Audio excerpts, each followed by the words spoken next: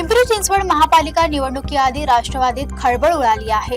शरद पवार गटाचे अमोल कोल्हे, रोहित पवार यांनी उपमुख्यमंत्री अजित पवारांची गुप्त भेट घेतली।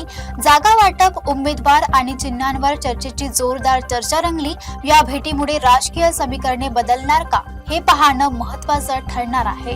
पिंपरी चिंचवड महापालिका निवडणुकीच्या पार्श्वभूमीवर राष्ट्रवादी काँग्रेसचे दोन्ही गट एकत्र येण्याच्या दिशेने हालचाली सुरू झाल्याची चर्चा राजकीय वर्तुळात रंगली।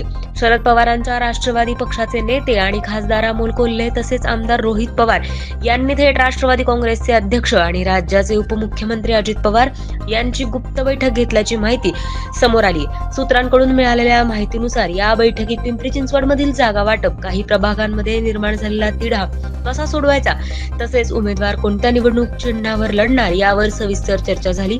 शरद पवार गटाने अमोल कोल्हे आणि रोहित पवार यांच्यावर पिंपरी चिंचवडची जबाबदारी टाकल्यानंतर त्यांनी थेट अजित पवारांशी संवाद साधल्याचं सांगितलं जात आहे। दोन्ही राष्ट्रवादी एकत्र आल्यास शरद पवार गटाला किती जागा मिळतील आणि महाविकास आघाडी सोबत निवडणूक लढण्यास जागा वाटपाचं समीकरण कसं असेल यावरही या बैठकीत चर्चा झाली आहे।